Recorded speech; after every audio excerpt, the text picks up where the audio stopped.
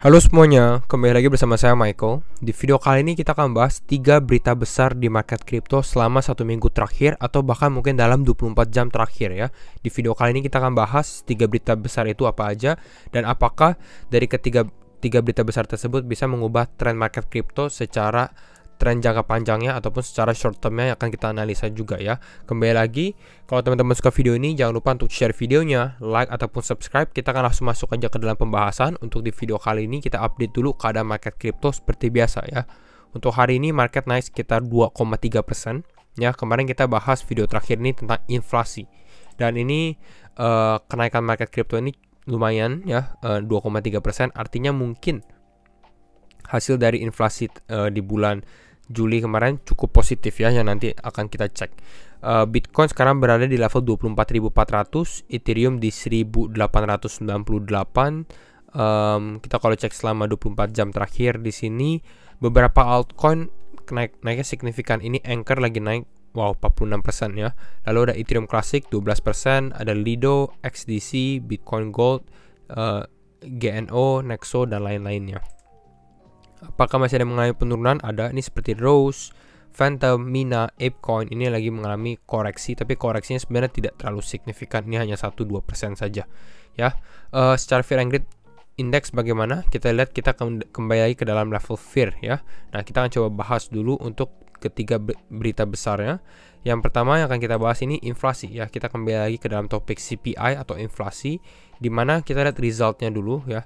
US Consumer Price Index ya, year on year, dimana actualnya ini adalah 8,5%, sedangkan forecastnya itu 8,7% ya. Prediksinya itu 8,7 dan ternyata inflasinya 8,5%. Artinya ini di bawah yang diprediksikan. Nah, artinya apa? Kalau teman-teman sedikit bingung, artinya bisa dibilang ekonomi ini mulai sedikit cool down, mulai membaik lah gitu ya, karena tingkat inflasinya ya atau CPI-nya ini menurun gitu ya. Walaupun mungkin di bulan depan mungkin masih bisa naik lagi, tapi ini dengan tren seperti ini cukup bagus. Artinya ini kita kalau lihat dari grafiknya ya, di sini kita bisa lihat ini di bulan Juli ya, kita lihat di sini ini mulai ada penurunan juga di bawah sini ya, mulai ada penurunan. Jadi ini yang cukup bagusnya, dan hopefully kalau kita mau lihat ekonomi mulai bangkit lagi ya, ini perlahan-perlahan akan mengalami penurunan juga ya, sedikit demi sedikit, istilahnya seperti itu. Kalau kita lihat dari di sini dari New York Times, inflation slow as economic cools ya, inflasi mulai melambat di saat ekonomi mulai, bisa bilang mulai dingin gitu ya, offering a reprieve, jadi ya sedikit ada kelegaan sedikit. Lalu di sini dia bilang 8,5% rise atau 8.5% rise kenaikan dari CPI ya. Ini is good news for consumers and policy makers ya. Jadi ini sebenarnya cukup bagus, dan hopefully dengan seperti ini nanti pada saat FOMC meeting juga di bulan September bisa menjadi konsiderasi untuk the Fed, dan mungkin ini bisa membangkitkan sentimen positif di dalam maupun market kripto ataupun market finansial lainnya ya. Kita bisa lihat kripto naiknya cukup tinggi kemarin. Lalu kita lihat juga stocks atau saham, khususnya untuk saham di Amerika yang biasanya kita bahas S&P 500 gitu ya. Ini juga ada jump ya atau pump on Wednesday following news that inflation ya bagus gitu istilahnya. Jadi ini berita pertama ya, makanya market rata-rata memang mengalami kenaikan. Kalau kita dari sini rata-rata ada kenaikan. Berikutnya yang kedua ini dari Ethereum ya, dimana Goerli testnet merge was a success ya. Berarti ini sudah ada progres lagi, dimana merge ya, kita tahu Ethereum ini akan mengadakan merge dari proof of work ke proof of stake secara fundamentalnya.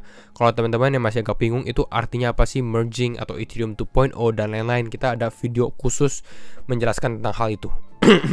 Nah, intinya adalah testnetnya sekarang yang terakhir kalau tidak salah ya, tahap 3-nya ini sudah sukses, dan ini tinggal menunggu waktu untuk merge-nya terjadi ya. Kapan rencananya itu di bulan September, kalau tidak salah di tanggal 19 September. Tapi nanti kita akan coba update lagi untuk Ethereum merge-nya. One step closer to a successful mainnet merge. Kita lihat dari sini Ethereum third and final testnet ya, yang ketiga dan final lah, yang terakhir ya. Udah selesai dari proof of stake, dari proof of work sekarang ke dalam proof of stake Bitcoin beacon chain-nya dia. Lalu di sini Kalau menurut CoinDesk ya, ini the mainnet merge is expected to occur atau kapannya itu at the end of September, di akhir September. Jadi di bulan depan. Makanya mungkin kalau kita lihat secara harga, Ethereum ini mengalami kenaikan yang cukup signifikan selama beberapa jam terakhir. Ya mungkin alasannya adalah karena ini Goerli merge-nya sendiri. Nah, itu yang kedua ya, berita besar yang kedua. Yang ketiga, ini juga besar, yaitu adalah BlackRock ya. Sebelumnya di minggu lalu, kalau tidak salah minggu lalu, BlackRock ini baru berpartnership dengan Coinbase ya. Kalau teman-teman bisa cek di video, kita ada sempat bahas. Nah, di sini pertanda baik untuk market crypto, di mana BlackRock bekerja sama dengan Coinbase, dan sekarang BlackRock sudah mulai ada action ya, ada pergerakan, di mana dia offering melayani direct Bitcoin exposure. Jadi ini mulai institusi-institusi yang sebelumnya nggak bisa ada exposure terhadap crypto ataupun Bitcoin, sekarang ada. Dimana dia fokusnya adalah ke dalam spot Bitcoin private trust. Kembali lagi, ini harus di highlight, yaitu adalah spot Bitcoin. Spot Bitcoin artinya Bitcoin yang di dalam market spotnya. Dan kalau misalnya institusi mulai beli, artinya ya harga Bitcoin biasanya bisa naik gitu, karena demand-nya mulai naik. Nah, pertanyaannya adalah di level mana mereka beli? Apakah sekarang mereka mulai beli di level 24.000 atau mereka menunggu di harga Bitcoin mengalami penurunan kembali? Kira-kira seperti itu. Ya, itu untuk berita BlackRock sendiri ya. Jadi kita lihat BlackRock. Kalau teman-teman bingung BlackRock itu siapa? BlackRock itu adalah asset management company atau perusahaan aset management terbesar di dunia ya. Jadi fundingnya ini sangat-sangat besar ya, besar sekali, teman-teman bisa cek juga. Jadi ini untuk ketiga berita besarnya. Kita lihat pertama kita lihat dari inflasi dulu ya. Nah, kita ke sini. Nah, kalau kita lihat dari kemarin grafik kita, prediksi kita kan forecastnya 8,7 ya di sini. Actualnya itu sebenarnya kan 8,5 ya, 8,5%. Berarti harusnya kok dengan seperti ini, jawabannya trennya mungkin positif ya untuk market crypto ke depannya. Dan memang kalau kita lihat secara time frame daily-nya, kemarin closingnya juga positif dan hari ini juga mengalami kenaikan. Ya, ini untuk Bitcoin. Selanjutnya kita lihat untuk Bitcoin tapi secara short term time frame ya. Ke level 4 jam. Nah, di sini ya. Nah, ada beberapa hal yang kita highlight dulu ya. Kita lihat pergerakan marketnya dulu ya. Kita lihat sebelumnya kemarin kita sempat update di mana Bitcoin bisa tes ke level 22.700. Yang sebelumnya adalah resistance line-nya dia turun, dia kembali retest di sini. Di saat semua orang mungkin berkata, "Oh, ini Bitcoin akan dump mengalami penurunan lanjutan ke bawah." Di sini kita bilang ada potensi sebenarnya ini bisa tertahan untuk Bitcoin. Kita nggak bilang harus beli, karena kalau bisa beli di level ini bisa dibilang spekulasi buy juga. Tapi kalau teman-teman yang memang take action di sini, mungkin ya udah cukup lumayan gitu ya kenaikannya, karena dari hasil CPI-nya juga cukup positif ya. Kita dari sini naik 7% untuk Bitcoin, atau bahkan kalau lihat naik ke atas ini 9%-an. Ya, nextnya bagaimana? Kembali lagi disclaimer on and do your own research ya, karena setiap keputusan tetap di tangan teman-teman. Kita bisa lihat ya secara price action dari Bitcoin ini masih mengikuti garis-garis yang kita tentukan di dari beberapa video sebelumnya ya. Kita lihat dari sini dia tes, kita lihat ini dari 1 hour candle atau candle jaman ya, per jam, dimana kita lihat sempat dia ada konsolidasi sebelum dia mau breakout di sini di level 23 ribuan. Ada sedikit rejection, turun dulu, baru mengalami breakout yang cukup besar ya. Dan breakoutnya ini terjadi persis pada saat inflasi ya, jam 7.30 ya, setengah 8 malam waktu Indonesia Barat. Naik ke atas ya, pumpnya besar karena mungkin secara berita juga bagus ya, pumpnya besar.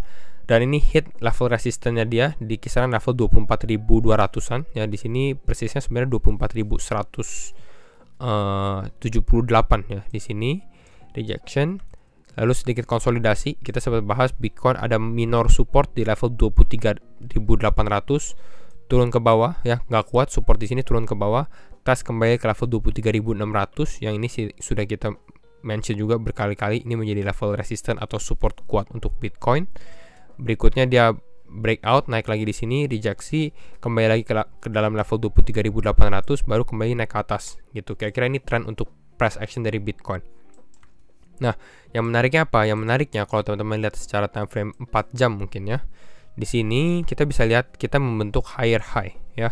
Ini sebelumnya kita di level 24.000 nih kalau untuk tepatnya ya. Kita dari sini 24.671 ya. Ini adalah high kita local high sebelumnya, kita bisa lihat untuk saat ini kita sudah membentuk high baru, higher high yang baru.